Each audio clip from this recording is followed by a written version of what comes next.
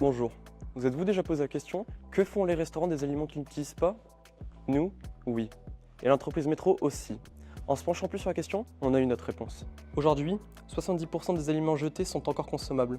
Et nous avons réfléchi à une solution. Un nouveau dispositif sur l'application mobile Métro qui permettrait aux restaurateurs de recevoir une notification quand leur stock arrive à date de péremption. Ces stocks seraient donc mis sur l'application mobile Métro pour que les associations reçoivent une notif directement pour pouvoir venir les récupérer. Afin de connaître les besoins des restaurateurs et des associations, nous avons interviewé Olivier Bontemps du restaurant Au Petit Bontemps à Béziers, ainsi que Saïm Nacera, bénévole au Secours Populaire de Béziers. Alors on a une brasserie qui s'appelle Au Petit Bontemps, qui se situe dans la médiathèque André Malraux à Béziers. On a une multi-activité, vente à emporter, traiteur sur mesure, brasserie évidemment, et salon de thé. Voilà, nous avons 2 camions réfrigérés et on y va tous les matins.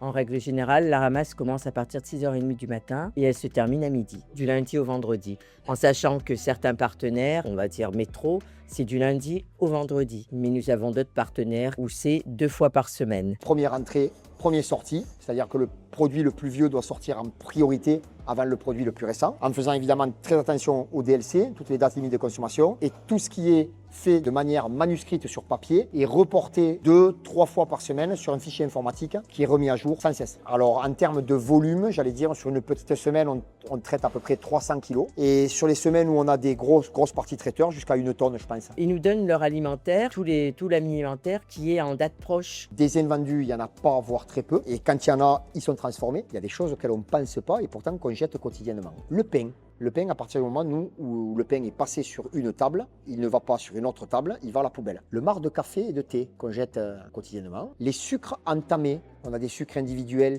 concernant le café. Les restes des assiettes des clients, et quand ils finissent pas, on essaie de comprendre pourquoi ils finissent pas. Tout à l'heure, on disait les milliardises avec le café. Et bien à partir du moment où on est passé sur une table, c'est fini. Nous, on n'y touche plus par la poubelle. L'alimentaire aussi, parce qu'on en a de moins en moins justement de l'alimentaire. Et donc on est en recherche justement de partenaires qui puissent nous donner de l'alimentaire. Puisqu'il y a énormément de précarité sur Béziers, on est face à une demande extrême à Béziers. Je pense qu'on peut le mettre en place facilement. Moi, il n'y a pas de raison, au contraire. Je me demande éventuellement s'il y a une législation sur le transport par rapport au maintien de la chaîne du froid. Jusqu'à présent, non. Sauf les meubles, parce qu'on ne peut pas stocker les meubles, d'occasion. Mais sinon, jusqu'à présent, on n'a pas refusé de don. On n'a jamais refusé. Une association sur le recyclage des denrées alimentaires, non. Parce que, comme je l'ai dit, on en a très peu et quand on en a, on se débrouille de les recycler, sauf pour les quelques produits dont on a parlé. Par contre, on travaille sur des associations caritatives, sur des gros repas de gala, des dîners de gala, des choses comme ça.